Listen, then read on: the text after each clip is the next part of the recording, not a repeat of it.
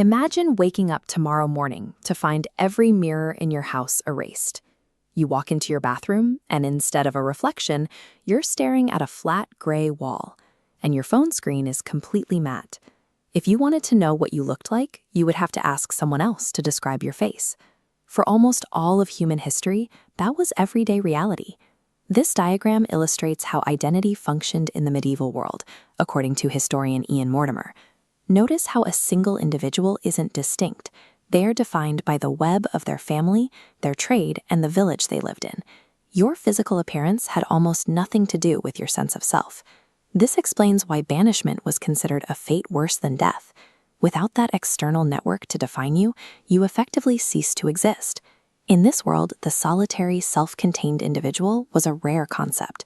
Still, humans are endlessly curious. Around 8,000 years ago, in what is now Turkey, people began polishing chunks of black volcanic rock, called obsidian, until they could see a dark, shadowy blur of their own faces. Later civilizations crafted mirrors from polished metals, like the bronze surface seen on this Egyptian artifact.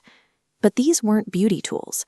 The Egyptians treated these objects with intense reverence, keeping them wrapped in cloth when not in use, because they believed the reflective surface was a literal doorway to a parallel self, a dimension they called the Ka.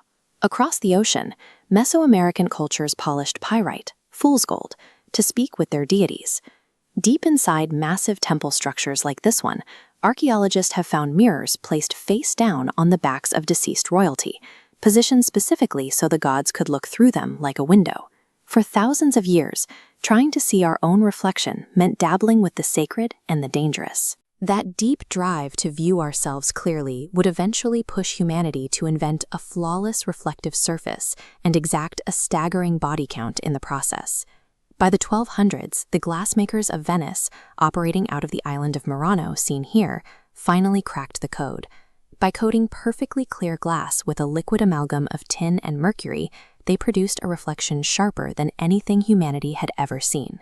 The Venetian government recognized the immense value of this invention. They ordered every glassblower to relocate to that single, isolated island. It was framed as an honor, but in reality, they were building a highly controlled prison for elite craftsmen. To guarantee absolute silence, the state devised a ruthless insurance policy. The artisans lived on Murano, but their families were kept on the mainland as perpetual hostages. If a glassmaker tried to flee and sell the secret of the clear mirror to a foreign power, Venice dispatched state-sponsored assassins across Europe to hunt them down. The penalty for sharing the recipe was death. The mirror had shed its mystical origins.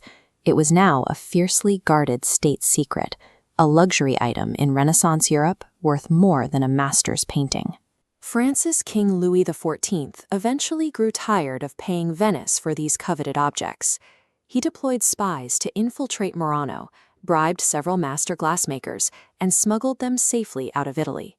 That stolen expertise built the Hall of Mirrors at the Palace of Versailles. Displaying 357 pristine mirrors in a single massive room, France proudly announced to the world that Venice's iron grip on the industry was broken. But a quiet horror lurked behind all that glittering opulence. The Venetian manufacturing method, which the rest of Europe was now copying, required gallons of liquid mercury. The working-class craftsmen spreading that metal across the glass breathed in toxic mercury vapor for 10 to 12 hours a day. It slowly destroyed their nervous systems, causing severe hand tremors, profound memory loss, and ultimate madness. For centuries, the object that finally allowed humanity to see its own face with perfect clarity systematically poisoned every person who made it. That deadly cycle finally stopped in 1835.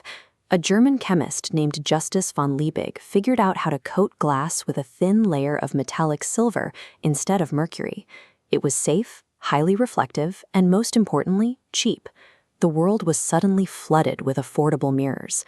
When everyday people could hang a mirror in their own homes, something strange happened. For the first time, a person could sit quietly and scrutinize the exact shape of their own nose, study their resting expressions, and observe exactly how they appeared to the rest of the world. This timeline graph tracks the explosion of individualistic cultural markers right after 1835. self-portraiture surges in the art world.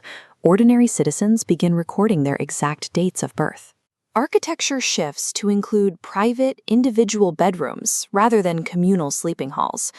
Widespread access to a reflection provided a physical anchor for the eye. Identity was no longer something only granted by the community. It was something you could see and study for yourself in the glass. But with that self-awareness came an immediate, darker consequence: the ability to obsessively compare your exact physical features against everyone else's. The mirror turned identity into a performance.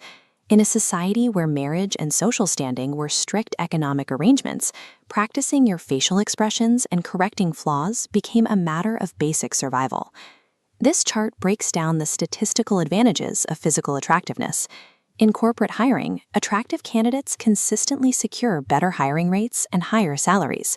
Beyond the office, data reveals these same individuals receive significantly lighter sentences from judges for identical crimes. The ancient Egyptians hid their mirrors in fear. We carry ours in our pockets.